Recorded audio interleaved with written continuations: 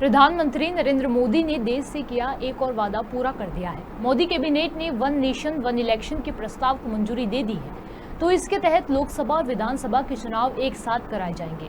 सरकार संसद के शीतकालीन सत्र यानी नवंबर-दिसंबर में इस बारे में बिल पेश करेगी। वहीं हम आपको बता दें कि पूर्व राष्ट्रपति रामनाथ कोविंद के नेतृत्व वाली कमेटी ने इस पर मार्च में अपनी रिपोर्ट सौंपी थी। रिपोर्ट में सुझाव दिया गया कि पहले कदम में लोकसभा और राज्यसभा चुनाव को एक साथ कराना चाहिए।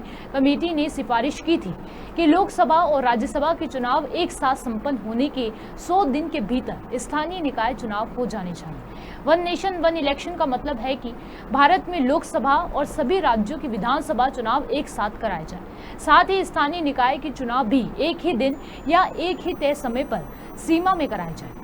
पीएम मोदी लंबे समय से वन नेशन वन इलेक्शन की वकालत करते आए हैं। उन्होंने कहा था कि चुनाव सिर्फ 3 या 4 महीने के लिए होने चाहिए, पूरे 5 साल राजनीतिक नहीं होनी चाहिए।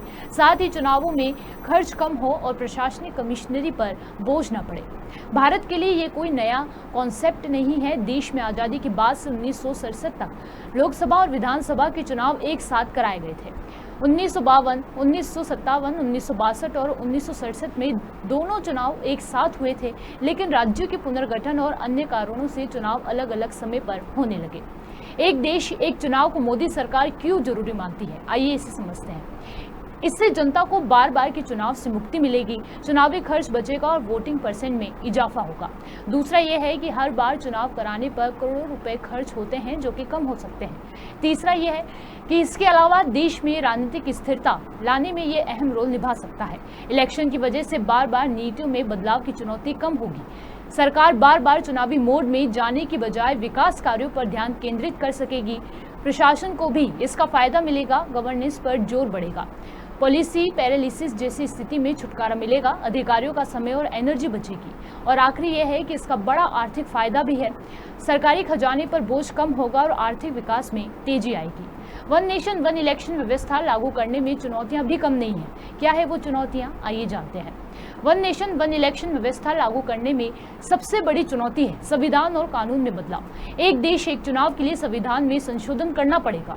इसके बाद इसे राज्य विधानसभाओं के पास करना होगा।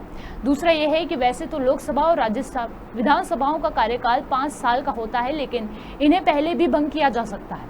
सरकार के सामने सबसे बड़ी चुनौती होगी कि अगर लोकसभा या किसी राज्य की विधानसभा भंग होती है तो एक देश एक चुनाव का क्रम कैसे बनाए रखें।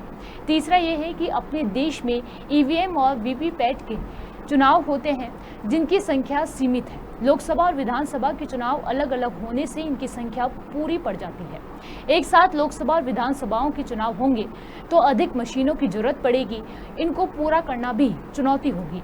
पांचवा यह है कि एक साथ चुनाव के लिए ज्यादा प्रशासनिक अफसरों और सुरक्षा बलों की जरूरत को पूरा करना भी एक बड़ा सवाल बनकर सामने आएगा।